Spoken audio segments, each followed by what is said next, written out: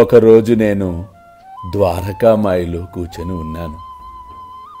అకస్మాత్తుగా అదే మన అమరావతి నివాసియగు దాదాసాహెబ్ కాపర్దే ఉన్నాడు కదా, అతని భార్య తన చిన్న కొడుకుతో కలిసి నా వద్దకు వచ్చింది.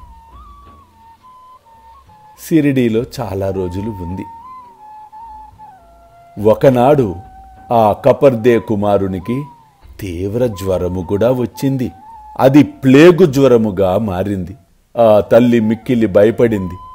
నా వద్దకు వచ్చి, పిచ్చి తల్లి, బాబా, నువ్వు నాకు అనుమతిస్తే అమరావతి పోయి నేను వైద్యుడికి నా బిడ్డను చూపించుకుంటాను అని అడిగినప్పుడు నిజంగా చాలా బాధ కలిగింది.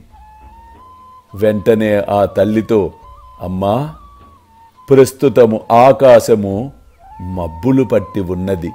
కొద్దిసేపటిలో మబ్బులన్నీయూ చెదిరిపోయి నిర్మలమైన ఆకాశమును చూచెదవు అనుచు నా చేతులను పైకెత్తి చూపగా నా చంకలోని కోడిగుడ్లంత పరిమాణము గల ప్లేగు పొక్కులను చూచి ఆ తల్లి భయకంపితురాలయ్యింది. అప్పుడు చెప్పాను, అమ్మా, నా భక్తుల కొరకు నేనెట్లు బాధపడదనో చూడుము.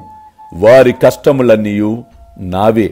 నీ బిడ్డకు కొద్దిసేపటిలోనే త్వరలో రోగము మొత్తము తొలగును, దిగులు చెందకు అని ఆశీర్వదించి పంపాను. అలాగే జరిగింది. అల్లా మాలిక్, అల్లా అచ్చా కరేగా.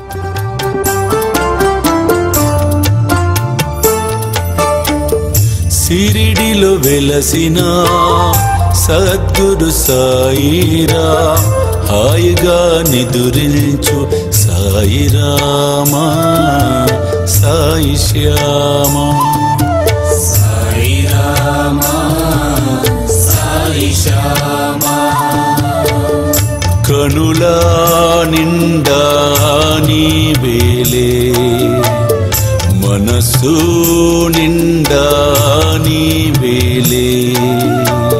షిరిడిలో వెలసిన సద్గురు సాయిరా, హాయిగా నిదురించు సాయిరామా, సాయి శ్యామా, సాయిరామా, సాయి శ్యామా.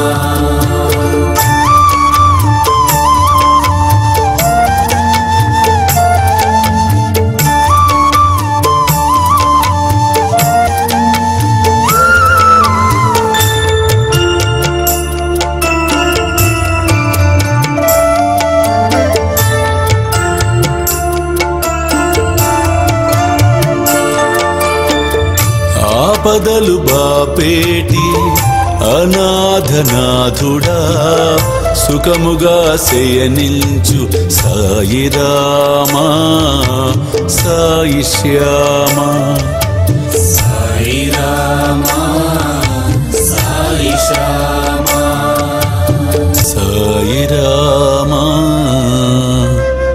సాయి శ్యామా.